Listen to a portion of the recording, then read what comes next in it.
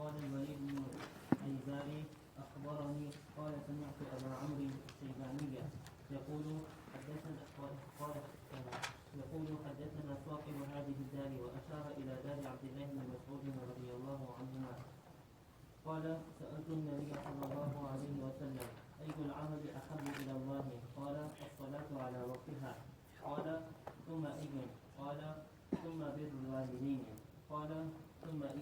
قال الجهاد في سبيل الله. قال حدثني بهن لو استجبته لزادني. صلاة کی فضیلت جب اپنے وقت پر ہو،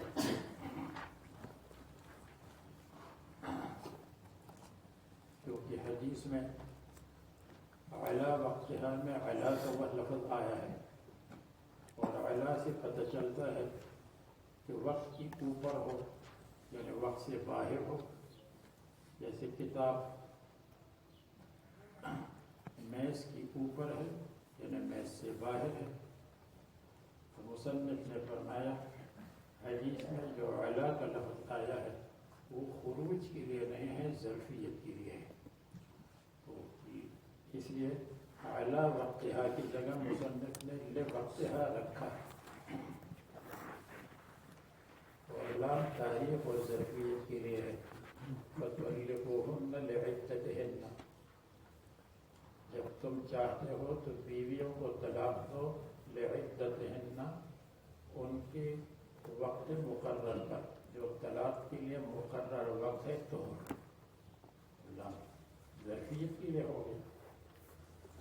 تقیم الصلاۃ لدلوک الشمس، یعنی عند دلوک الشمس، زوال کے وقت نماز پڑھو پھر پڑھتے رہو. ترجمۃ الباب شرح ہے حدیث کے لیے جو علا آیا ہے. فرماتے ہیں یہ آواز تیز تو نہیں ہے؟ ٹھیک ہے.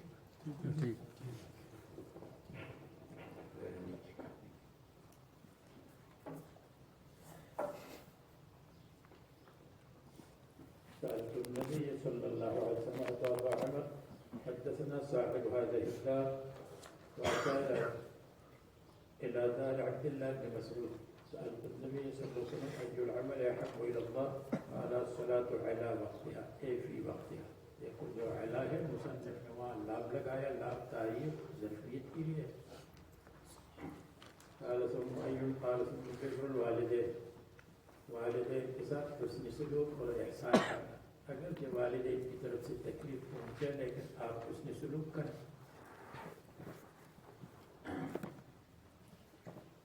آدمی کی وجود میں آنے کے لیے ظاہری سبب والدین ہیں. ثم أيوب قال الجهاد في سبيل الله. قال حدثني بهن ولو استزدته لزادني، اور اگر میں زیادہ کا مطالبہ کرتا تو رسول اللہ صلی اللہ علیہ وسلم زیادہ بیان فرماتے کہ یہ بہتر ہے، یہ بہتر ہے.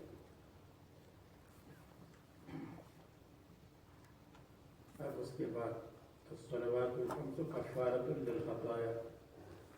اگر کوئی کہے کہ کفارۃ للخطایا تو گزر گیا کل، تو آج واپس آ گیا، کیوں؟ جواب یہ ہے یہاں مراد فرائض ہے، ما قبل میں مراد ہر قسم کی صلاۃ ہے، یا یہاں صلاۃ موقت مراد ہے جو وقت کے ساتھ خاص ہے، اور ما قبل میں مطلق صلاۃ مراد ہے، موقت ہو یا غیر موقت ہو.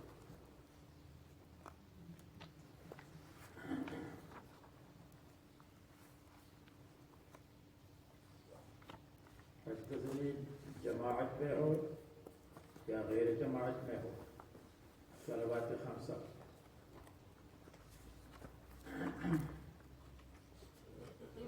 تو صلوات خمسہ میں لوگوں نے لکھا ہے کہ فجر کی نماز جب رات گزر جاتی ہے، بھوک لگتی ہے، کیونکہ عرب لوگ عصر کے وقت کھانا کھاتے تھے، اس کے بعد چھٹی، وہ بھی کسی کو ملتا تھا کسی کو نہیں ملتا تھا.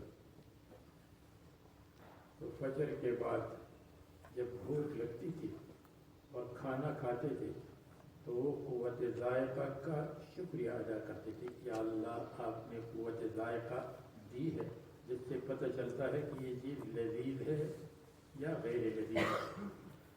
لذیذ اور غیر لذیذ دو ہے تو 2 رکعت فرض ہے. پھر ظہر کے وقت آدمی کام کاج کرتا ہے، کام کا وقت ہے،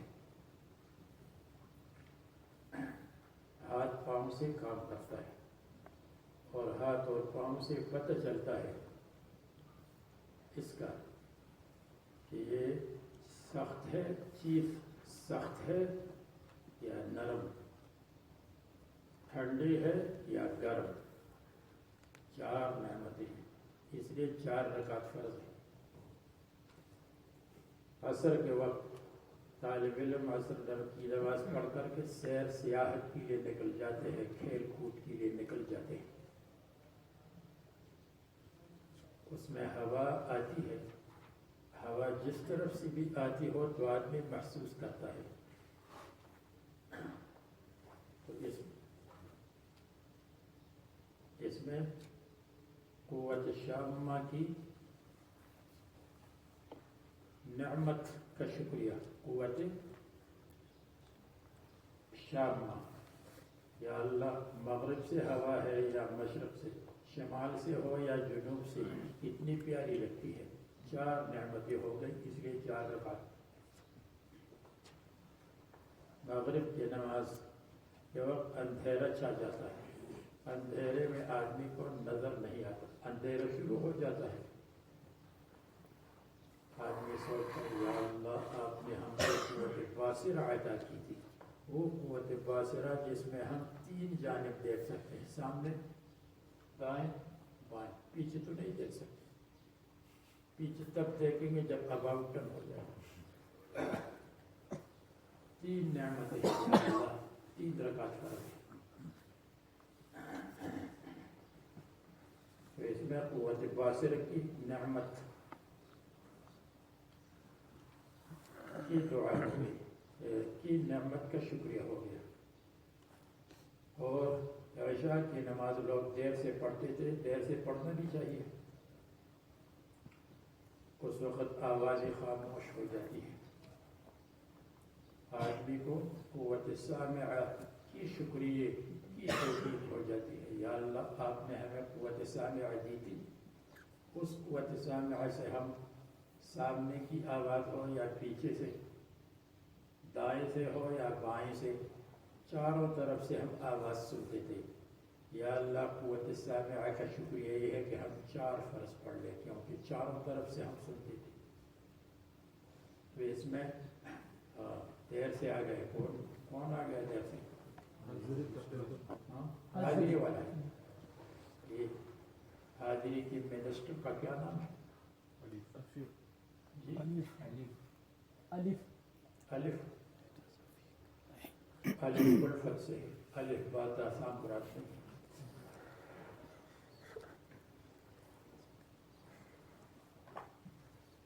الفت کا بادشاہ، الف کا مطلب.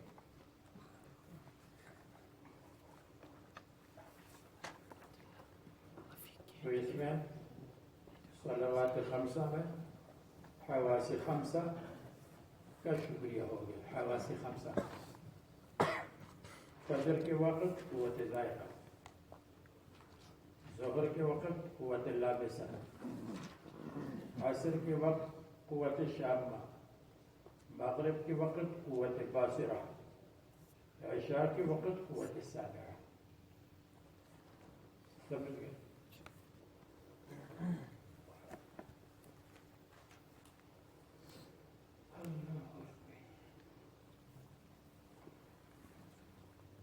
حدثني ابراهيم بن محمد قال حدثنا ابي حازم والدراوردي عن يزيد بن عبد الله عن محمد بن ابراهيم عن ابي سلمة بن عبد الرحمن عن ابي هريرة انه سمع رسول الله صلى الله عليه وسلم يقول ارأيتم لو ان نهرا بباب احدكم، دروازے پر نہر ہو، دور نہیں، يغتسل يغتسل فيه كل يوم 5 مرات. ما تقولون؟ تم کیا کہتے ہو؟ ذالک یبقی من درنہ، یہ اس کے میل کچیل کو باقی چھوڑے گا؟ بالکل نہیں. یہ ما تقول لو ان، لو کے لیے جزا ہے، اور لو کی جزا استفہام کی شکل میں آتی ہے. ان کی جزا بھی استفہام کی شکل میں آتی ہے. جیسے ان اتاکم عذاب اللہ بغتۃ او جہرۃ، یہ شرط ان اتاکم. هل يهلك الا القوم الظالمون، هل يهلك الا القوم الظالمون اس کی جزا ہے استفہام کی شکل میں.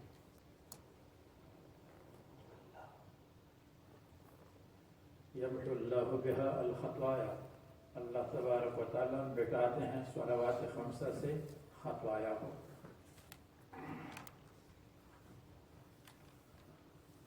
فی تضییع الصلاۃ عن وقتها، نماز کو اپنے وقت سے ضائع وقت کرنا یہ غلط اور گناہ کی بات ہے. فخلف من بعدهم خلف، پچھلے لوگوں کے بعد والے لوگ آئے اس طرح اضاعوا الصلاۃ واتبعوا الشہوات فسوف یلقون غیا. خلف اس قائم مقام کو کہتے ہیں جو نااہل ہو، اور خلف اس کو کہتے ہیں جو اہل ہو. اہل کو خلف کہتے ہیں، نااہل کو خلف کہتے ہیں. کبھی کبھی اس کے بالعکس بھی آتا ہے، جیسے شاعر کا شاعر ہے ذهب الذين يعاشون أكنافهم وبقيت في خلف كجلد الأجربي. ذهب الذين يعاش في أكنافهم، وہ لوگ چلے گئے جن کی حفاظت اور چھتری کے نیچے ہم بہترین زندگی گزارتے تھے. وبقيت في خلف، اور میں رہ گیا ان ناخلف اور نااہل لوگوں میں کجلد الاجربی، جو ایسے ہیں جیسے خارش والا اونٹ. اونٹ کو خارش لگ جائے تو وہ پسند نہیں کرتا. یہاں خلف سے مراد ہے خلف، ناخلف کے لیے خلف کا لفظ آیا ہے. خیر، نماز کو خراب برباد کرنا عن وقتها، وقت سے، یا بالکل فوت کر دے قضا ہو جائے، یا وقت مستحب سے اس کو مؤخر کر دے. اور پہلا معنی زیادہ صحیح ہے. اور یہ اگر کوئی کہے باب کیوں آیا، اس لیے آیا کہ یہ ما قبل کی ضد ہے. ما قبل میں حفظ الصلاۃ کا ذکر تھا، یہاں اضاعت الصلاۃ کا ذکر ہے. ضد کی وجہ سے مسئلہ واضح ہو جاتا ہے. متنبی کہتے ہیں وَنَظُمُّهُمْ فَبِهِمْ عَرَفْنَا فَضْلَهُ فَبِضِدِّهَا تَتَبَيَّنُ الْأَشْيَاءُ. ہم ان کی مذمت کرتے ہیں، اور ان کی مذمت کی وجہ سے ہم نے قابل تعریف لوگوں کو پہچان لیا. فَبِضِدِّهَا تَتَبَيَّنُ الْأَشْيَاءُ، اشیاء ضد سے واضح ہو جاتی ہے. ضد بیان کرو تو وضاحت ہو جاتی ہے.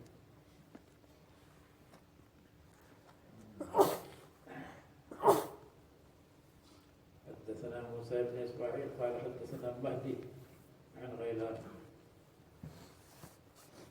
عن انس رضي الله عنه قال ما اعرف شيئا مما كان على عهد النبي صلى الله عليه وسلم.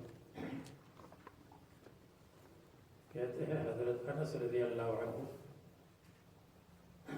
شام گئے ولید بن عبد الملک کے پاس حجاج کی شکایت کرنے کے لیے، کیونکہ لوگوں نے حجاج کے خلاف بہت زیادہ پروپیگنڈا کیا تھا. تو ان کے پاس گئے تھے کہ یہ سختی کرتے ہیں. تو بہرحال جب شام گئے اور لوگوں نے ان سے پوچھا کہ جو ہم نماز پڑھتے ہیں رسول اللہ صلی اللہ علیہ وسلم والی نماز میں اور ہماری نماز میں کیا فرق ہے؟ تو انہوں نے فرمایا کہ نماز برباد ہو گئی، نماز میں بہت فرق آیا۔ رسول اللہ صلی اللہ علیہ وسلم کے زمانے کی جو نماز ہے یہ موجودہ نماز اس طرح نہیں، اس میں تاخیر ہوتی ہے اور نماز میں خرابی ہے۔ اس کے بعد ایک اور واقعہ ہے، وہ صفحہ 100 پر مذکور ہے، 100 پر۔ اس واقعے میں یہ مذکور ہے کہ حضرت انس رضی اللہ عنہ نے فرمایا کہ سب کچھ ٹھیک ہے سوائے صفوف کی، کہ تم صفوف کو ٹھیک نہیں کرتے۔ وہ واقعہ مدینہ منورہ کا ہے۔ جب شام سے واپس آئے تو لوگوں نے کہا حضرت آپ جب واپس آئے تو دیکھ لیجئے کہ رسول اللہ صلی اللہ علیہ وسلم کے زمانے اور ہماری نماز میں کیا فرق ہے؟ حضرت نے فرمایا اقامت الصفوف میں فرق ہے۔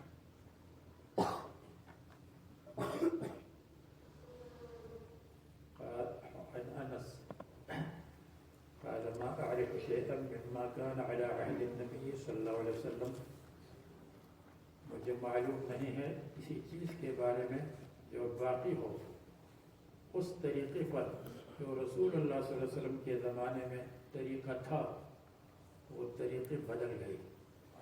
تو کہا گیا الصلاۃ، قال الیس صنعتم ما صنعتم فیہا، کیا تم نے نماز میں وہ کام نہیں کیا جو کرتے ہو؟ ضائع کرتے ہو، تاخیر کرتے ہو، نماز اچھی طرح نہیں پڑھتے ہو۔ الیسا، لیس کے اندر ضمیر شان، اس کا اسم، اور صنعتم فعل فاعل، ما صنعتم فیہا مفعول، فعل فاعل اور مفعول مل کر خبر ہے لیس کے لیے،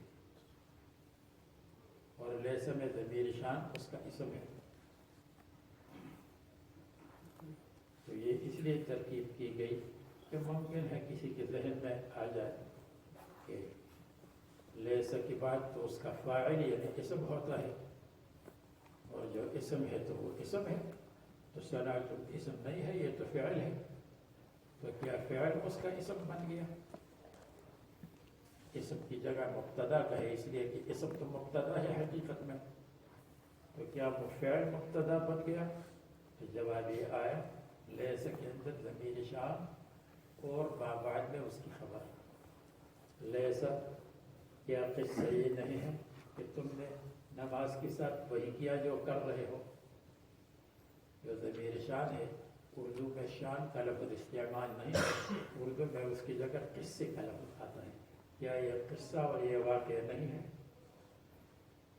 تو عرب میں شان استعمال کرتے ہیں مذکر کے لیے، قصہ استعمال کرتے ہیں ضمیر مؤنث کے لیے، لیکن اردو میں شان اور قصہ سب کے لیے واقعہ، کیا وہ یہ واقعہ نہیں ہے؟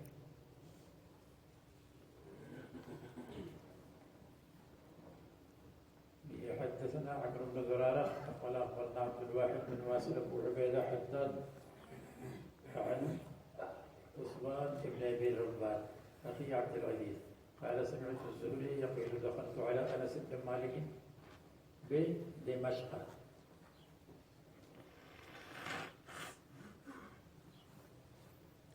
وهو يبكي فقلت ما يبكيك، کیا آپ کو رلا رہا ہے؟ فقال لا أعرف شيئا مما أدركت إلا هذه الصلاة، لا أدرك شيئا موجودا من العبادات والطاعات مما أدركت في عهد النبي صلى الله عليه وسلم إلا هذه الصلاة، میں نہیں جانتا ہوں کسی چیز کو طاعات میں سے جو موجود ہو، مما ادرکت، جو رسول اللہ صلی اللہ علیہ وسلم کے زمانے کی چیز ہے جس کو میں نے پایا مگر یہ نماز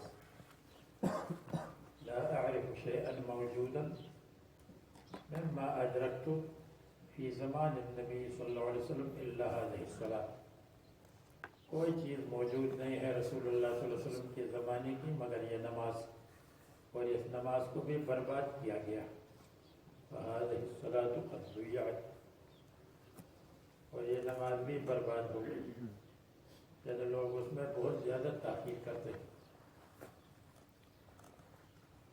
قال بکر بن خلف، قال کو باریک لکھا ہے، حدثنا کو موٹا لکھا ہے، حالانکہ ہونا چاہیے قال موٹا لکھا جائے یہ بھی، اور حدثنا چھوٹا لکھا جائے، اس لیے کہ قال سے سند شروع ہے، سند کی ابتدا ہے قال سے۔ فينبغي أن يكتب قال جليا وحدثنا دقيقا، قال بكر بن خلف حدثنا محمد بن بكر البرساني قال أخبرنا عثمان بن أبي رواد نحوه ما قبل كمثل المصلي يناجي ربه۔ باب المصلي يناجي ربه، وبه قال حدثنا مسلم بن ابراهيم قال حدثنا هشام عن قتادة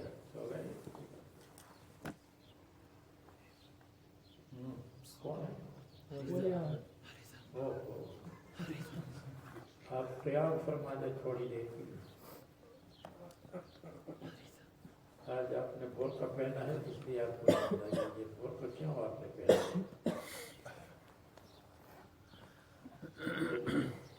قال حدثنا هشام عن قتادة عن انس بن مالك رضي الله عنه وعنه قال قال النبي شام کے لوگ بھی بیچارے سو جاتے تھے تو اس لیے نماز میں تاخیر ہو جاتی، حضرت انس تو اس کو برداشت نہیں کرتی۔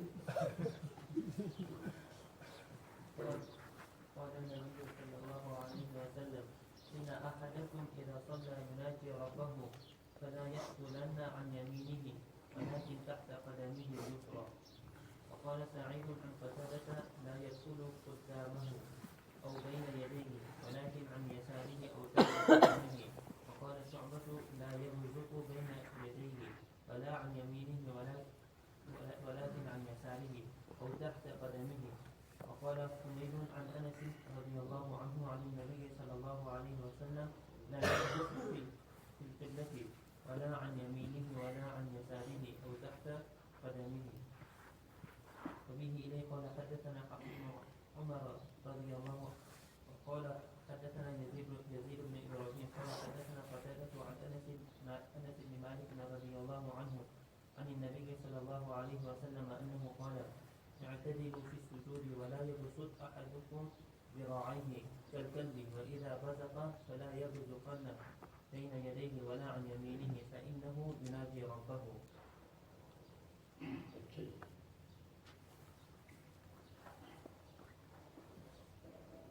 المصلی يناجي ربه، مصلی اللہ تعالیٰ سے چپکے چپکے بات کر رہا ہے، عاجزانہ بات کرنا۔ ترجمہ الباب کا مقصد ہے کہ تم اپنی نماز کو ضائع مت کرو، مناجات کا وقت ہے، اللہ تعالیٰ سے بات چیت کا وقت ہے، نماز کی طرف متوجہ رہو اور صحیح نماز پڑھو، ٹائم پر پڑھو۔ امور دنیاویہ میں تفکر مت کرو، ادھر ادھر التفات مت کرو۔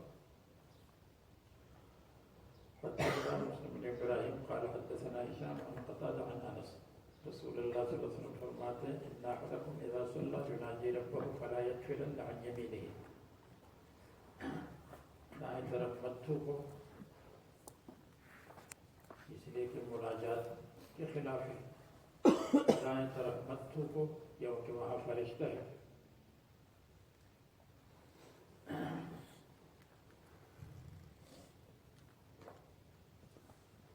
آگے مت تھوکو اس لیے کہ آگے اللہ تعالیٰ کی رحمت ہے۔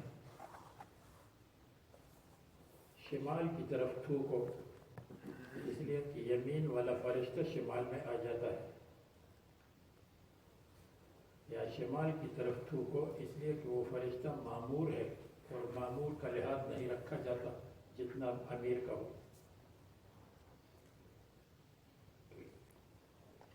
یا بائیں طرف تھوکنا چاہیے. بائیں طرف شیطان ہے. اور اگر کوئی کہے کاتب سیئات ہے، کاتب سیئات اوپر ہے، شیطان نیچے. جہاں تھوکتے ہو وہ نیچے ہے.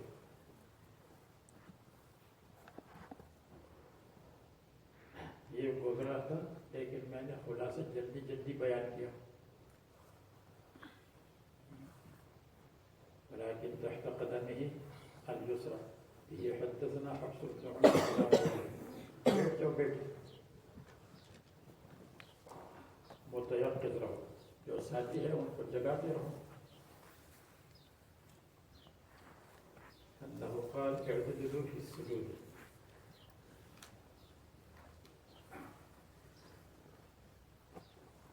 فلا يبسط احدكم ذراعيه كالكلب.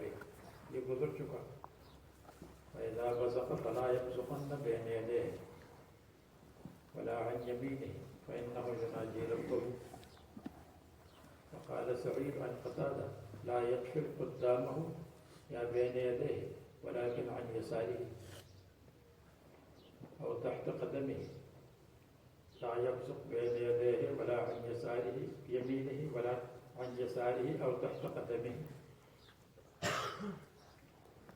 پہلے گزرا تھا.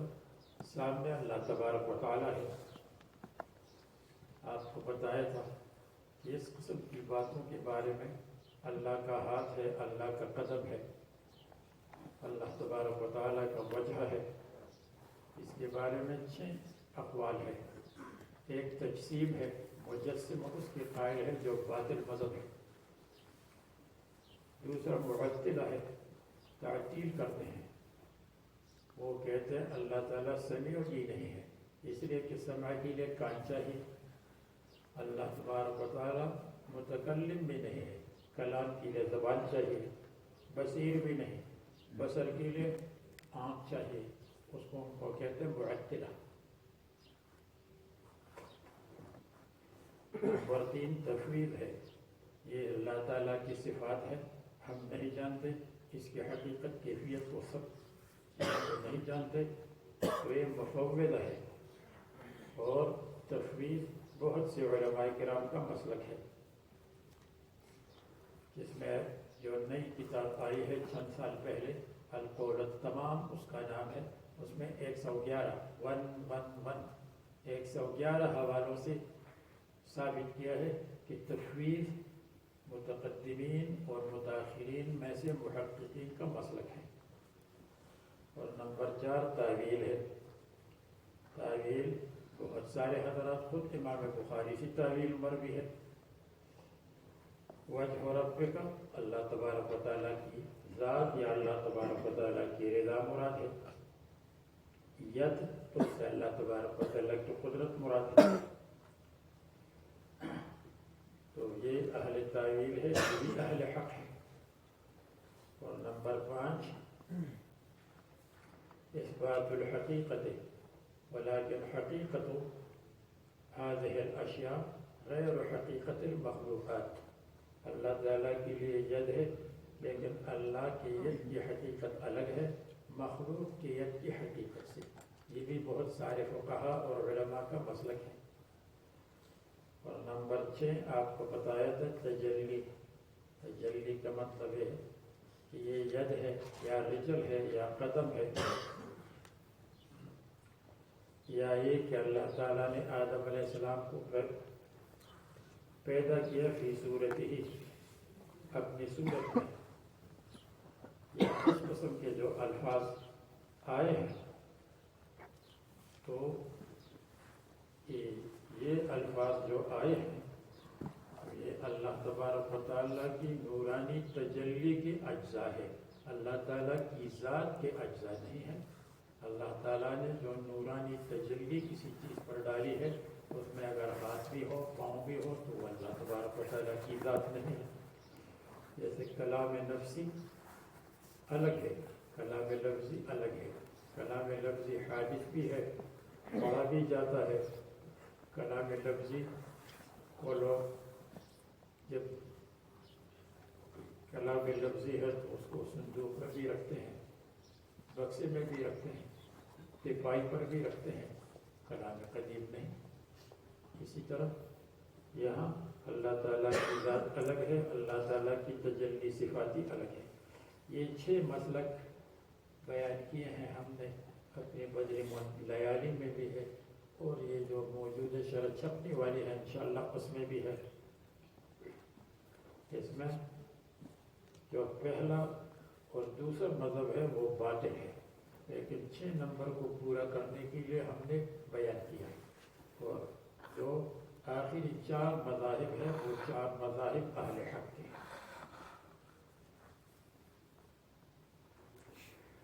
بلکہ بعض جگہ تعویل متعین ہوگی، میں بیمار ہوا تم نے میری بیمار پرسی نہیں کی، یا اللہ آپ کیسے بیمار ہوں گے؟ اللہ تعالیٰ نے حضور صلی اللہ علیہ وسلم نے خود تعویل سکھائی، فلان بندہ بیمار ہوا تم نے اس کی عیادت نہیں کی، اس کا میرے ساتھ خاص تعلق ہے، اس کی بیماری پرسی ایسی ہے جیسے میری، شدت تعلق۔ دیکھو رسول اللہ صلی اللہ علیہ وسلم نے خود تعویل سکھائی، تو جو تعویل کو شجرہ ممنوعہ قرار دیتے ہیں ان کو سوچنا چاہیے کہ یہ تو خود رسول اللہ صلی اللہ علیہ وسلم نے سکھائی ہے۔ میں بھوکا ہے تم نے مجھے نہیں کھلایا، میں پیاسا تھا تم نے مجھے نہیں پلایا، یا اللہ آپ کیسے بھوکے پیاسے ہو گئے؟ فلان بندہ بھوکا پیاسا ہو گیا، تم نے اس کو نہیں کھلایا اور نہیں پلایا۔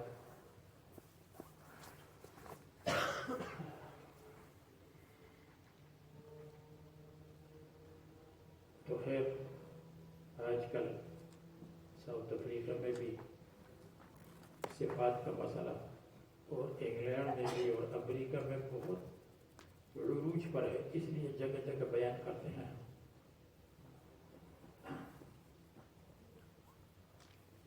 امریکہ میں اور یورپ وغیرہ میں غیر مقلدین یا سلفی بہت ہے، تو سلفیوں کا تو دن رات کا وظیفہ ہے یہ صفات۔ جیسے چھوٹا بچہ ہوگا 2 سال کا، اس کو ہاتھ سے پکڑ کر آپ کیا کہیں گے؟ بچے پڑھو لا الہ الا اللہ، پڑھو اللہ، پڑھو بسم اللہ۔ وہ اپنے بچے کو یہ سکھاتے ہیں، کہو بچے این اللہ فی السماء، این اللہ فی السماء۔ چھوٹے بچے ننگا سر اور جا رہے ہیں، اور چھوٹا بچہ ہے این اللہ، تو پھر اس کے ہاتھ انگلی کو اوپر کرتے فی السماء، یہ حال ہے۔ اس لیے یہ اگر ہم 2-3 دفعہ بیان کریں تو یہ ناراض نہیں ہونا چاہیے آپ حضرات کو، آپ کی ناراضگی تو ہمارے لیے بہت بڑی شقاوت ہے۔ قال سعيد عن قتادة ولا يدخل قدامه وبين يديه ولكن عن يساره أو تحت قدمه، وقال شعبة لا يبصق بين يديه ولا عن يمينه ولكن عن يساره۔ اب جس حدیث میں آتا ہے کہ رحم کھڑی ہو گئی، رحم کا مطلب رشتہ داری، فاخذ بحقه، تو اللہ تبارک و تعالیٰ کی کمر کو پکڑا، یا اللہ تو رحیم ہے اور میں رحیم ہوں۔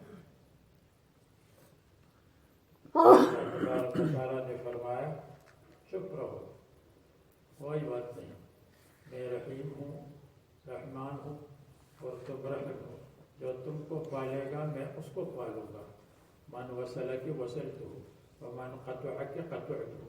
اب اللہ تعالیٰ کو کمر سے پکڑا، اس کا کیا مطلب؟ تعویل کرنی پڑے گی۔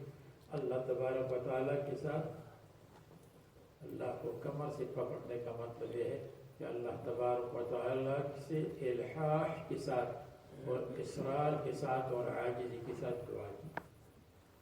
اللہ کمر سے پکڑنا کیا کوئی کشتی تھوڑی ہو رہی ہے؟ ہاں جناب عالی پڑھیے۔ باب الإبراد بالذل في شدة الحر۔ ہاں حدثنا أيوب بن سليمان قال حدثنا أبو بكر عن سليمان قال صالح بن كيسان قال حدثنا الأعرج یہ تو نہیں ہے دوبارہ. قال حدثنا الأعرج وعبد الرحمن وغيره عن أبي هريرة رضي الله عنه ونافع مولى عبد الله بن عمر عن عبد الله بن عمر رضي الله عنهما وعنه أنهما حدثاه عن رسول الله صلى الله عليه وسلم أنه قال إذا اشتد الحر فأبردوا بالصلاة فإن شدة الحر من سيف جهنم. فرماتے ہیں باب الابراد بالظہر کی شدت الحر. مصنف نے اوقات کو ظہر سے شروع کیا اور عقل کا تقاضا یہ ہے کہ فجر سے شروع کریں. ظہر سے کیوں شروع کیا؟ بعض کہتے ہیں کہ رسول اللہ صلی اللہ علیہ وسلم فجر میں سوئے ہوئے تھے. حضرت جبریل علیہ السلام نے ظہر کی نماز پہلے پڑھائی، اس لیے ظہر سے شروع کیا. یہ جواب صحیح نہیں ہے، اس لیے کہ لیلۃ التعریس میں حضرت سوئے تھے اور جبریل کے آنے کے وقت نماز کے لیے اس وقت نہیں سوئے تھے. دوسرا جواب یہ ہے کہ ظہر سے شروع کرتے ہیں، ظہر ظہور سے ہے تو اس وقت سے شروع کیا تاکہ دیکھ لیں سب لوگ، نماز کو اچھی طرح دیکھ لیں. تیسری وجہ یہ ہے کہ فجر سب انبیاء علیہ السلام پڑھتے تھے تو اس لیے ظہر سے شروع کیا کہ ظہر جدید ہے، وَكُلُّ جَدِيدٍ لَذِيذٍ إِلَّا الْمَوْتُ وَالْمَرَضُ. بعض حضرات فرماتے ہیں ظہر سے شروع کیا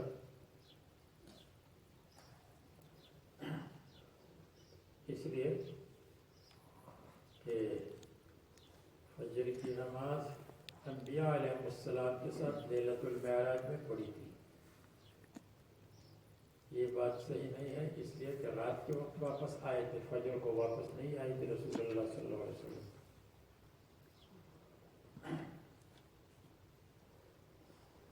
بہرحال ظہر سے شروع کیا. اب جب ظہر سے شروع کیا تو دوسرا اشکال یہ ہے کہ ابتداء الظہر سے شروع کرنا چاہیے. تو مصنف نے ابراد کو بیان کیا. ابراد کا مطلب تو یہ ہے کہ ظہر میں تاخیر کرو، تو پہلے ظہر کا ابتدائی وقت بیان کرے، اس کے بعد یہ تاخیر کرو.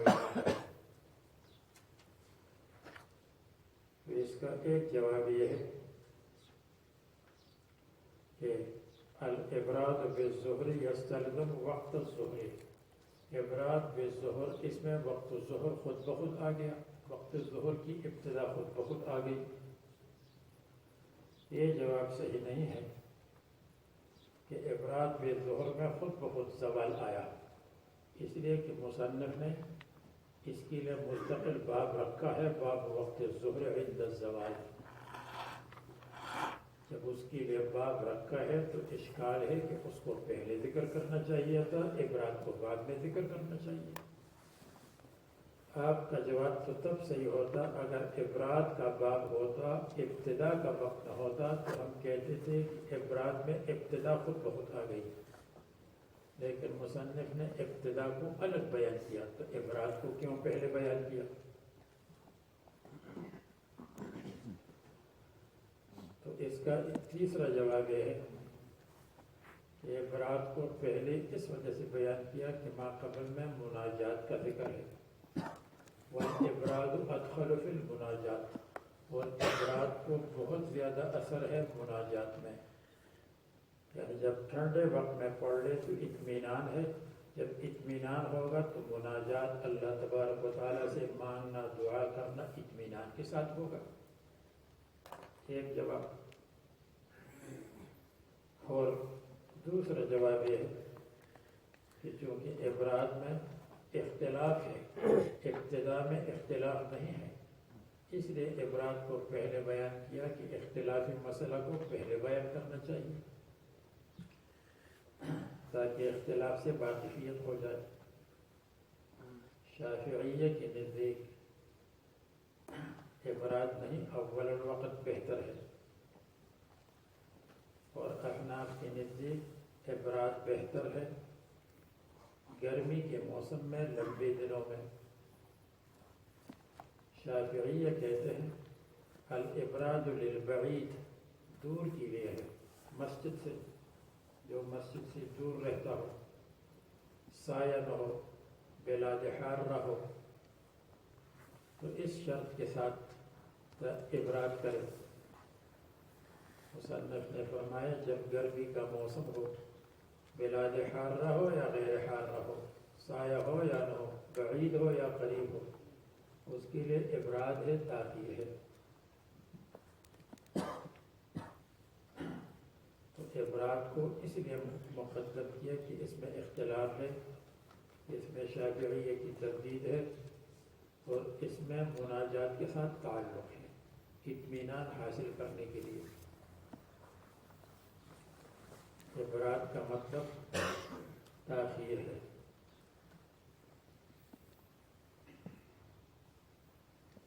اور حدیث میں جو آیا ہے ابردوا بالظہر،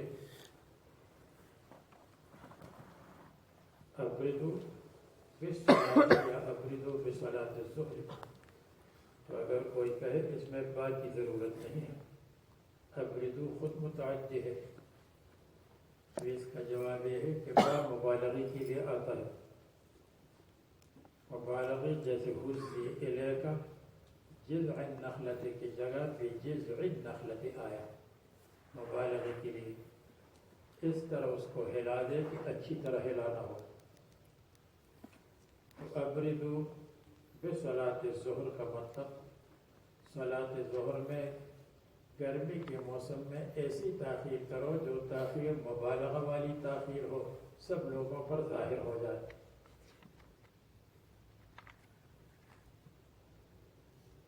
بعض لوگ کہتے ہیں ابردو کا مطلب اجعلوہ ابرد بسبب صلاۃ الظہر، صلاۃ ظہر کی وجہ سے اس کو ٹھنڈا کر دو، صلاۃ کی وجہ سے ٹھنڈی ہو جائے گی، لیکن یہ بات صحیح نہیں ہے، اس لیے کہ ابردو کی تاخیر معنی ہے، رسول اللہ صلی اللہ علیہ وسلم نے تاخیر فرمائی ہے۔ اور انتظر انتظار کرو، انتظار کرو، یہاں تاخیر کے معنی میں ہے، یہ مطلب نہیں ہے کہ ٹائم کو ٹھنڈا کرو، نماز پڑھو تو ٹائم ٹھنڈا ہو جائے گا، اطمینان ہو جائے گا۔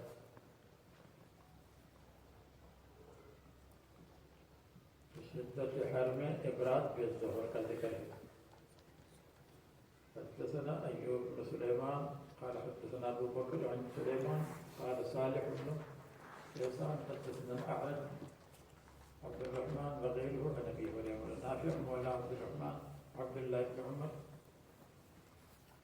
انهما حدثوا عن رسول الله صلى الله عليه وسلم قال اذا اشتد الحر، جب گرمی ہو جائے سخت، فابردوا بالصلاۃ، تو تم تاخیر کرو صلاۃ میں وقت بارد کی طرف، فإن شدت الحر، کیونکہ شدت حرارت من فیح جہنم، یہ جہنم کی تیز گرمی کا حصہ ہے۔ فیح کا مطلب گرمی کا تیز ہونا، فیح کا مطلب جوش مارنا، اس وقت گرمی جوش مارتی ہے، جیسے ہنڈی ابل رہی ہو یا جیسے آگ کے شعلے بھڑک رہے ہو، تو اس لیے بن فیح جہنم۔ اب آپ